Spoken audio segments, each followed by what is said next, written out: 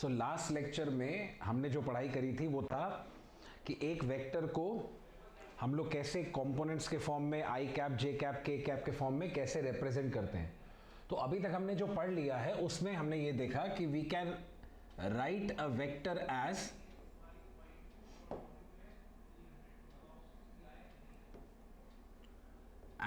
x component i cap plus y component j cap। हम किसी भी वेक्टर को ऐसे लिख सकते हैं in terms of i cap, j cap, k cap। और i cap के पहले जो ये वैल्यू लिखी होगी ये नंबर्स होंगे एंड दीज आर कंपोनेंट्स। तो i cap के पहले जो लिखा है वो x कंपोनेंट है, j cap के पहले जो लिखा है वो y कंपोनेंट है, यानी ax is the x component, ay is the y component। और अगर ये वेक्टर है इस तरह से दिया है तो इस वेक्टर ने x एक्सिस से कितना एंगल बनाया, रिमेंबर पॉजिटिव x एक्सिस से इन एंटी क्लॉकवाइज डायरेक्शन कितना एंगल बनाया होगा, tan theta ay upon ax। ये हमने पढ़ लिया था, इतना हमने सीख लिया था। अब अगर कोई वेक्टर थ्री डायमेंशनल है, यानी अगर कोई वेक्टर ऐसा है जो 3D वेक्टर है, 3D वेक्टर का मतलब जो स्पेस में होता है, जैसे मान लीजिए ये बोर्ड XY प्लेन की तरह है, तो एक ऐसा वेक्टर जो ऐसे बाहर की तरफ आ रहा है, ये जो वेक्टर होगा ये 3 डायमेंशनल वेक्टर होगा। कैसे पहचाने कि 2 डायमेंशनल वेक्टर क्या हुआ, 3 डायमेंशनल वेक्टर क्या हुआ। सो 2 डायमेंशनल वेक्टर वो जिसके सिर्फ 2 कंपोनेंट्स हैं, 3 डायमेंशनल वेक्टर वो जिसके 3 कंपोनेंट्स हो सकते हैं, 3 रेक्टेंगुलर कंपोनेंट्स। रेक्टेंगुलर मतलब परपेंडिकुलर। तो ऐसा वेक्टर जिसके सिर्फ 2 परपेंडिकुलर कंपोनेंट्स होते हैं वो 2 डायमेंशनल वेक्टर है। 3 डायमेंशनल वेक्टर जिसके 3 परपेंडिकुलर कंपोनेंट्स होते हैं। तो अगर कोई वेक्टर ऐसा है, मान लीजिए 3 डायमेंशनल जिसके 3 कंपोनेंट्स हैं, एक x में, एक y में और एक z में, तो ऐसा जो वेक्टर है वो जो वेक्टर होगा वो 3 डायमेंशनल है। वो कैसे लिखा जाएगा, वो 3 डायमेंशनल वेक्टर को हम लोग ऐसे लिखेंगे as ax i cap plus ay j cap plus az k cap. वो वेक्टर इस तरह से लिखा जाएगा, उसके 3 कंपोनेंट्स होंगे और उसने कितना एंगल बनाया, तो वो x एक्सिस से अलग बनेगा, y से अलग बनेगा, z से अलग बनेगा एंड वो हम आगे सीखेंगे कि इसका डायरेक्शन कैसे निकालते हैं। फिलहाल अगर एक 3D वेक्टर एक 2D वेक्टर है तो हमने इसका मैग्नीट्यूड का फॉर्मूला भी सीखा कि अगर कोई 2 डायमेंशनल वेक्टर है तो उसका मैग्नीट्यूड कितना लिखते हैं हम लोग, under root of x component square plus y component square. Similarly अगर कोई 3D वेक्टर है तो 3D वेक्टर का जो मैग्नीट्यूड होगा it will be root of तीनों कंपोनेंट्स के स्क्वायर का sum, root of ax square plus ay square plus az square. ये डिफरेंस है 2D और 3D वेक्टर में। बस 3D वेक्टर आप ड्रॉ नहीं कर सकते हो क्योंकि हम 2 डायमेंशनल फिगर ड्रॉ करते हैं, तो 3 डायमेंशनली देखना पड़ता है, इमेजिनेशन करनी पड़ती है। 2 डायमेंशनल वेक्टर जो इस प्लेन में होगा वो 2D वेक्टर है। सो ऐसा वेक्टर जिसके सिर्फ 2 कंपोनेंट्स हो, वो 2 कंपोनेंट चाहे x और y हो, चाहे y और z हो, चाहे x और z हो। तो अगर मैं आपको तीनों एक बार दिखाऊं तो मान लीजिए मेरे पास 3 एक्सिस हैं,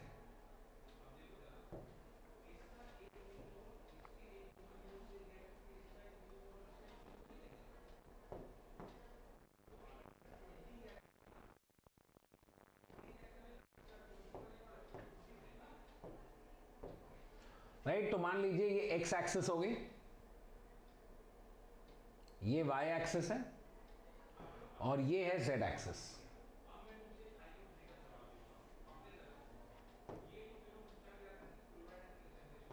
अब समझिएगा, ये x एक्सिस, ये y एक्सिस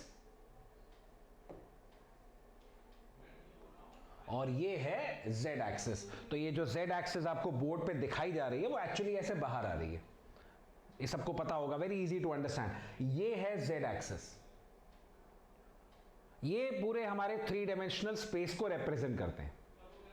अब मान लीजिए मेरे पास कोई वेक्टर है जो एक्स वाई प्लेन में है ना। समझिए प्लेन क्या है, प्लेन एक सरफेस है। प्लेन मतलब एक सरफेस। वो सरफेस किससे, कोई भी सरफेस किससे बना है, लाइन से मिलकर बना है। तो जैसे ये एक बोर्ड का प्लेन है, ये एक सरफेस है, इसको मैं प्लेन भी बोल सकता हूं। ये बोर्ड बेसिकली एक प्लेन है और ये ऑब्वियसली बहुत सारी लाइन से मिलकर बना है। तो कोई लाइन जो इस बोर्ड पे लाई करेगी वो इस प्लेन में है, राइट? तो समझिएगा ये एक्स एक्सिस है, ये वाई एक्सिस है। तो ये जो बोर्ड है, ये बोर्ड का ये वाली जो लाइन है ये एक्स एक्सिस है और ये जो विड्थ है ये वाई एक्सिस है। ये विड्थ वाई एक्सिस है और ये लाइन एक्स एक्सिस है। तो बोर्ड कौन से प्लेन में है, एक्स वाई प्लेन में है। तो इस बोर्ड पे कोई भी वेक्टर जो लाई करेगा, जो मैं ड्रॉ करूंगा, वो एक्स वाई प्लेन में होगा। तो मान लीजिए यहां पे एक वेक्टर मैंने ड्रॉ किया, तो ये जो वेक्टर है ये एक्स वाई प्लेन में है। ये जो एक्स और वाई से प्लेन बना है। तो अगर कोई वेक्टर एक्स वाई प्लेन में है, उसके दो ही कंपोनेंट्स होंगे। कहां पे, एक एक्स में और एक वाई में। एक कंपोनेंट एक्स में होगा, एक वाई में होगा। ऐसे ही दो कंपोनेंट्स होते हैं, एक एक्स एक वाई, दो पार्ट्स में ब्रेक किया। अब सिमिलरली आप एक ये प्लेन देखिए,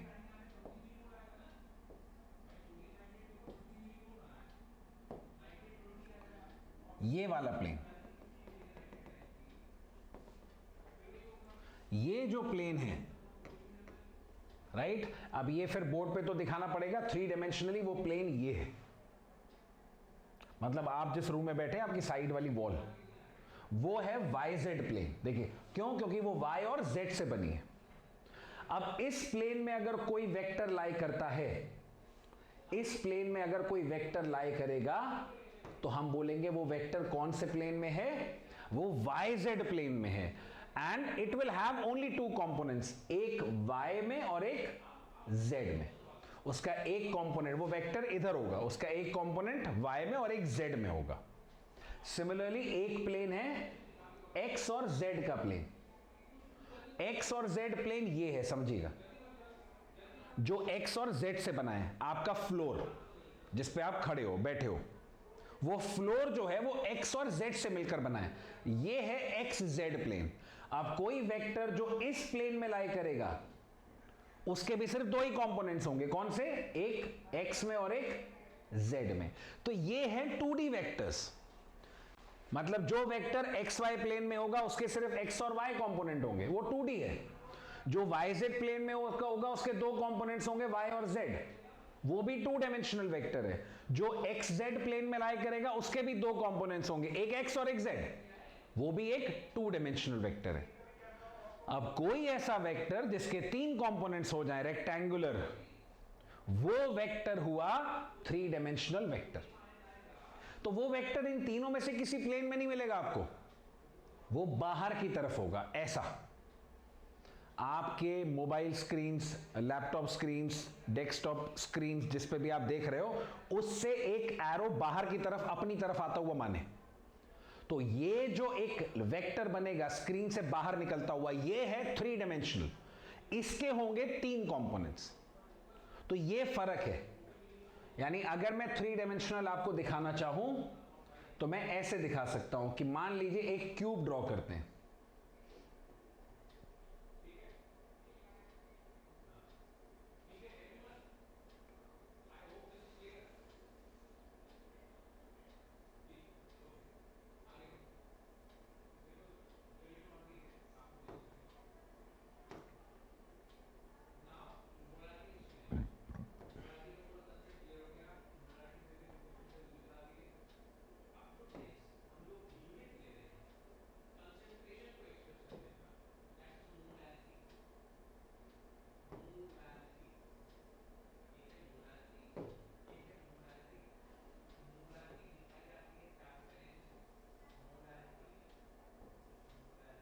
राइट, मान लीजिए एक क्यूब है। अब इस क्यूब में हमारे पास हम 3 एक्सेस मान लेते हैं, राइट?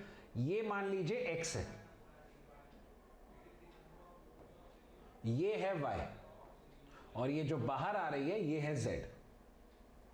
अब कोई एक वेक्टर में 3 डायमेंशनल मान रहा हूं तो ध्यान से देखिएगा,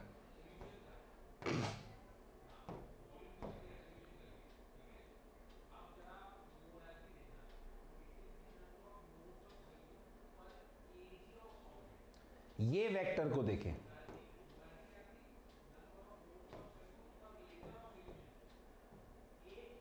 ये वेक्टर जो इस क्यूब की जो ऑपोजिट डायगोनल्स हैं, जो डायगोनल के ऑपोजिट कॉर्नर्स हैं, ये और ये, इनको ज्वाइन करने से बना है। मतलब आप जिस रूम में बैठे हैं उसका एक कॉर्नर और उसके डायगोनली ऑपोजिट दूसरा कॉर्नर, उसको ज्वाइन करिए, वो जो वेक्टर बनेगा वो है 3 डायमेंशन।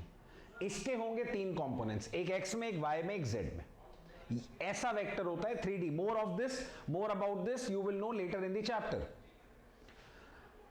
फिलहाल 3D वेक्टर को लिखते कैसे हैं, ax i cap plus ay j cap plus az k cap. ये तरीका होता है एक 3D वेक्टर को लिखने का, और ये उसका मैग्नीट्यूड का फॉर्मूला है। और उस वेक्टर ने x एक्सिस से, y एक्सिस से, z एक्सिस से अलग अलग एंगल बनाया होगा। देखिए ये वेक्टर ने x एक्सिस से अलग एंगल बनाया होगा, y से अलग बनाया, z से अलग बनाया। तो अगर इसका डायरेक्शन मुझे बताना है तो मुझे तीनों एंगल्स बताने पड़ेंगे। और ये जितने लोगों ने मैथमेटिक्स लिया है वो डिटेल में पढ़ेंगे इसको in the form of direction cosines, but अभी फिजिक्स में ये रिक्वायर्ड नहीं है, ये लेटर ऑन हम लोग आगे इसको देखेंगे। अब हमने ये सीखा कि वेक्टर को हम कैसे रिप्रेजेंट करते हैं in terms of I cap, J cap, के कैप। तो किसी भी वेक्टर को मैं 2 कंपोनेंट्स में रिजॉल्व कर सकता हूं, कोई भी 2 वेक्टर को। तो देखिए कोई वेक्टर के कंपोनेंट्स कैसे लिखे जाते हैं, हम कंपोनेंट्स को लिखते कैसे हैं। तो हमने ये देखा था कि भाई अगर ये एक्स एक्सिस है और ये वाई एक्सिस है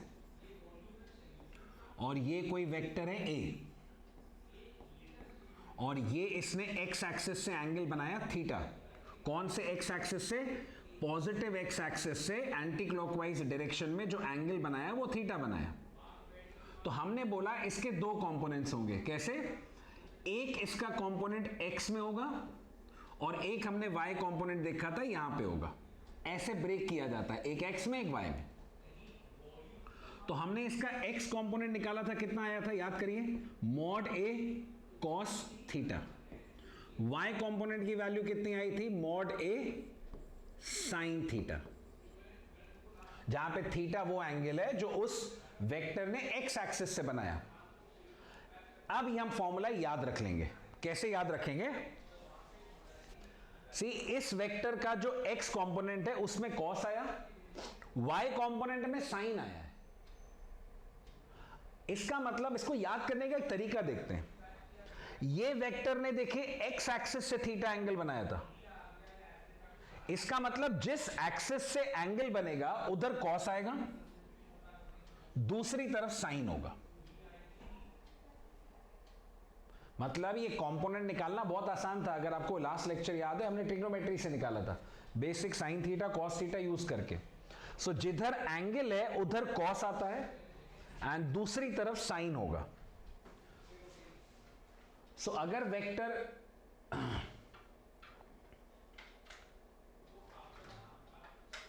सपोज ऐसा है,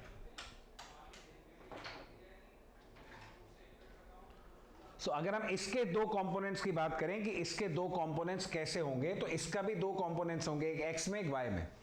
बट नाउ इसका जो एक्स कंपोनेंट होगा वो लेफ्ट की तरफ होगा, y component will be upwards. उनकी वैल्यूज कैसे लिखें, तो जैसे हमने यहां पे देखा कि अगर मैंने एक्स एक्सिस से थीटा एंगल माना था, तो जिस एक्सिस से एंगल लेंगे उधर कॉस, दूसरा साइन। तो सिमिलरली यहां पे भी अगर मैं कोई एक एंगल ये थीटा मान लो एक्स एक्सिस से, तो जिधर एंगल है उधर कॉस,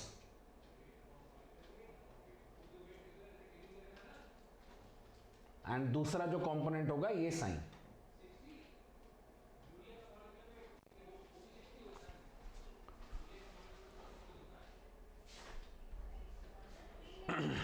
राइट। सो जिधर भी एंगल लेते हैं, सो अगर मैं एंगल वाई एक्सिस से कंसिडर करूं, समझिएगा, अगर मान लीजिए मुझे ये एंगल पता है फाई विद वाई एक्सिस, अगर मैंने ये एंगल कंसिडर किया, तो फिर जिस एक्सिस से एंगल लेंगे उधर कॉस आएगा, यानी इसी को मैं कंपोनेंट को दूसरे को कैसे लिख सकता हूं, फाई के टर्म्स में, मॉड ए कॉस फाई।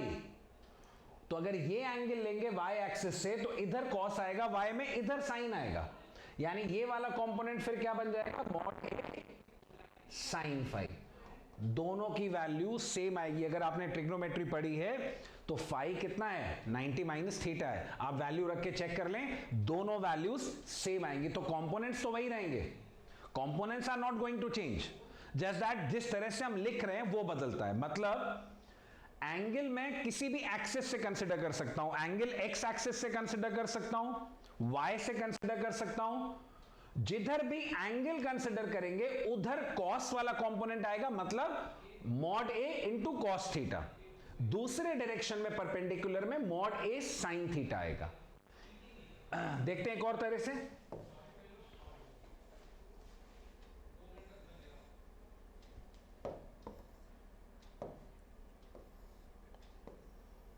राइट मान लीजिए ये एक्स और वाई एक्सिस और ये एक वेक्टर है जो इधर है। अब इसके मुझे दो कंपोनेंट्स चाहिए, तो देखिए इसके दो कंपोनेंट्स कहां होंगे, इसका एक कंपोनेंट होगा एक्स एक्सिस में लेफ्ट में, वाई कंपोनेंट होगा डाउनवर्ड्स। ऐसे दो पार्ट्स में ये ब्रेक हो सकता है। और मान लीजिए मुझे ये एंगल थीटा मालूम है, तो जिस एक्सिस से एंगल मालूम है उधर कॉस, तो ये वाला कंपोनेंट आएगा मॉड ए कॉस थीटा, और इधर आएगा मॉड ए साइन थीटा। तो जिस एक्सिस से वी कंसिडर द एंगल उधर कॉस, दूसरी तरफ साइन। ऐसे फोर्थ वेक्टर और लेके देख लेते हैं। मान लीजिए एक वेक्टर इधर है और मुझे फिर ये एंगल पता है, तो अब फिर इसके दो कंपोनेंट्स होंगे, एक्स एक्सिस में राइट में, वाई एक्सिस में डाउनवर्ड। तो अगर इसके दो कंपोनेंट्स देखे जाए तो फिर वही बात है, जिस एक्सिस से एंगल लिया है उधर कॉस, और ये साइन। तो अगर इतना याद रखेंगे कभी भी कंपोनेंट निकालने में प्रॉब्लम नहीं आएगी। इतना ही हमको याद रखना है जब तक हम कंपोनेंट्स निकालने की बात कर रहे हैं। सो हमको जब कंपोनेंट्स मिल जाते हैं ना, तो हम वेक्टर को फिर ऐसे लिख देते हैं, भाई x component into i cap plus y component into j cap. तो जैसे अगर कोई वेक्टर मुझे दिया हो भाई 2i cap plus 3j cap, तो मैं समझ जाऊंगा इसका x कंपोनेंट 2 है, y कंपोनेंट 3 है, राइट ये मैं समझ जाऊंगा। और दोनों पॉजिटिव है, plus 2i cap plus 3j cap, इसका मतलब इसका x कंपोनेंट राइट में है, पॉजिटिव x एक्सिस में, y कंपोनेंट भी प्लस 3j कैप, यानी y कंपोनेंट भी y एक्सिस में अपवर्ड है। अब अगर मुझे कोई वेक्टर ऐसे मिलता है 2i cap minus 3j cap, मान लीजिए 2i cap minus 3j cap, तो इसको मैं ऐसे लिख सकता हूं 2i cap plus 3 into minus j cap. So x component तो 2 है और प्लस i कैप है, इसका मतलब x कंपोनेंट राइट में है इस वेक्टर का, पॉजिटिव x एक्सिस में। y कंपोनेंट की वैल्यू 3 है, लेकिन किस डायरेक्शन में है, माइनस जे कैप। जे कैप किधर होता है, पॉजिटिव y में, तो माइनस जे कैप किधर है, नेगेटिव y। तो इस वेक्टर का y कंपोनेंट इज डाउनवर्ड्स।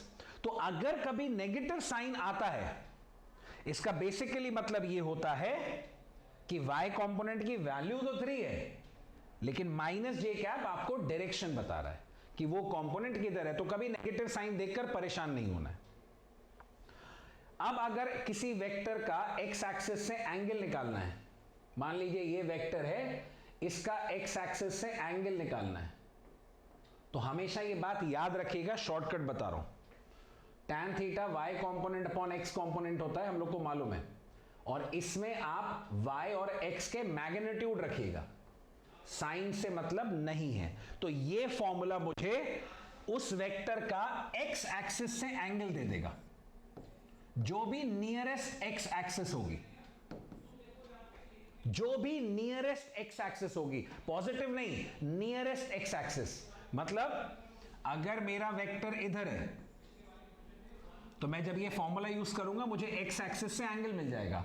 अगर मेरा वेक्टर यहां पे है और अब मैंने ये फॉर्मूला यूज किया तो मुझे एक्स एक्सिस से जो एंगल मिले बन रहा होगा उस वेक्टर का वो पता लग जाएगा, भले ही वो नेगेटिव एक्स एक्सिस है, लेकिन जो नियरेस्ट एक्स एक्सिस होगी उससे मुझे एंगल मिल जाएगा। तो एंगल मिल जाएगा मतलब डायरेक्शन मिल जाएगा। तो कभी भी यहां पे साइन नहीं रखेंगे, ए वाई अपॉन ए एक्स में अमाउंट रखेंगे। यानी अगर एक vector 2i cap minus 3j cap है तो इसने एक्स एक्सिस से कितना एंगल बनाया होगा, इसने एक्स एक्सिस से एंगल बनाया tan थीटा, y कंपोनेंट का सिर्फ अमाउंट रखेंगे, -3 नहीं 3/2, y component upon x component, nearest x axis से एंगल पता लग जाएगा। सो ये बेसिक रिप्रेजेंटेशन हमको बहुत जरूरी है कि वेक्टर के बारे में मालूम होना चाहिए। अब जब इस तरह से वेक्टर को लिख लेते हैं तो क्वेश्चन और इजी हो जाते हैं। जैसे अब मैं आपको बोलता हूं कि मेरे पास दो वेक्टर है, ax i cap plus ay j cap plus az k cap, और मेरे पास दूसरा वेक्टर है b bx i cap plus by j cap plus bz k cap. मान लीजिए मेरे पास दो वेक्टर है। अब मैं आपसे बोलता हूं कि मुझे इन दोनों वेक्टर्स को ऐड करना है और ऐड करके वैल्यू बताइए कितनी आएगी। तो मान लीजिए मुझे a प्लस बी कैलकुलेट करना है, तो हमको पता है vector plus vector is a vector, तो vector a plus vector b will be another vector, वो मैंने r वेक्टर मान लिया, वो रिजल्टेंट वेक्टर है। अब दो वेक्टर को ऐड करने का फॉर्मूला हमने सीखा था, याद करिए। सबसे पहला formula triangle low, mod a square plus mod b square plus twice of mod a mod b cos theta. तो मुझे अगर रिजल्टेंट को ऐड करना है, अगर मुझे रिजल्टेंट की वैल्यू चाहिए, दो वेक्टर को ऐड करना है, तो ये फॉर्मूला होता है। अब देखिए ये दो वेक्टर का अमाउंट, मैग्नीट्यूड मुझे पता है, सी अगर कंपोनेंट्स मालूम है तो मैग्नीट्यूड तो निकल ही आएगा, under root of ax square plus ay square plus az square. इस फॉर्मूले को यूज करने में प्रॉब्लम क्या है, अमाउंट तो पता है, एंगल नहीं पता है। So the problem is angle ढूंढना पड़ेगा। अब इतने छोटे से क्वेश्चन में एक पहला काम ये करें कि एंगल ढूंढें, तो ये हो जाता है टाइम टेकिंग। यानी ये तरीका तो बहुत अच्छा था मैग्नीट्यूड निकालने का, बट वो अच्छा तब है जब मुझे एंगल पता हो। अगर मुझे एंगल नहीं पता है तो ये तरीका मेरा टाइम वेस्ट करेगा।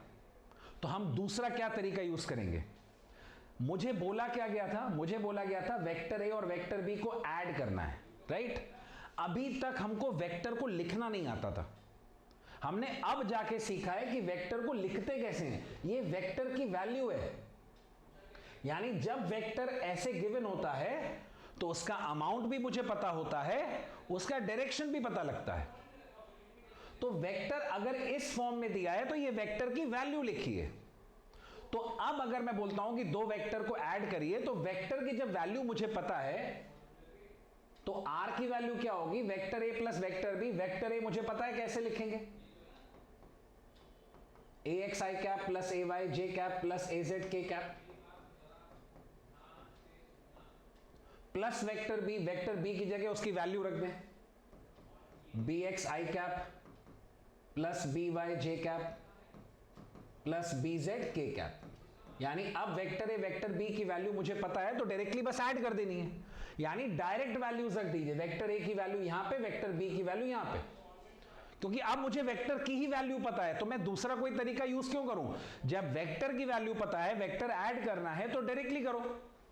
अब दोनों को ऐड करिए तो देखिए आई कैप वाले टर्म्स अलग ऐड होंगे, जे कैप वाले टर्म्स अलग ऐड होंगे, के कैप वाले टर्म्स अलग ऐड होंगे।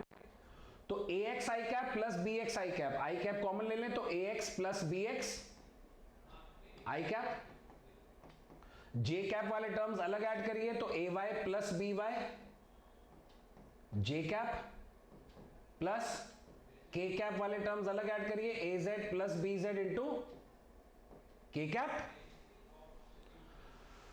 ये जो मुझे मिला, ये क्या मिला, ये है वो रिजल्टेंट वेक्टर। अब देखिए रिजल्टेंट वेक्टर की वैल्यू मिल गई है, ये सारे नंबर्स होंगे। देखिए तो मान लेते हैं फॉर अ मोमेंट ये है आर एक्स, ये है आर वाई और ये है आर जेड।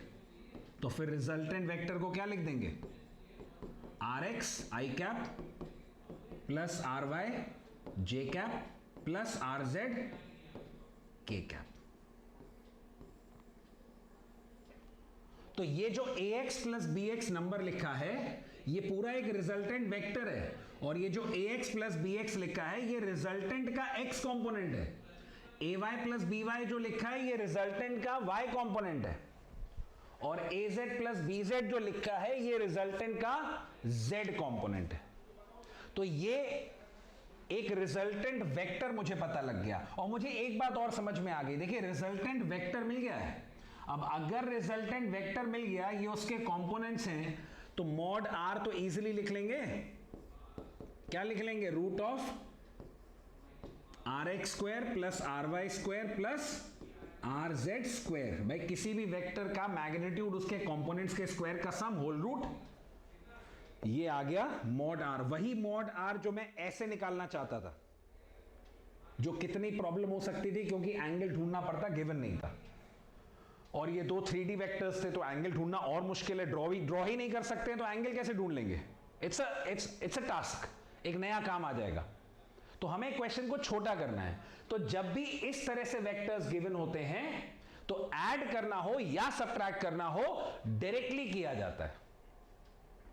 तो उस डायरेक्ट एडिशन से आपको रिजल्टेंट वेक्टर की वैल्यू पता लग जाती है।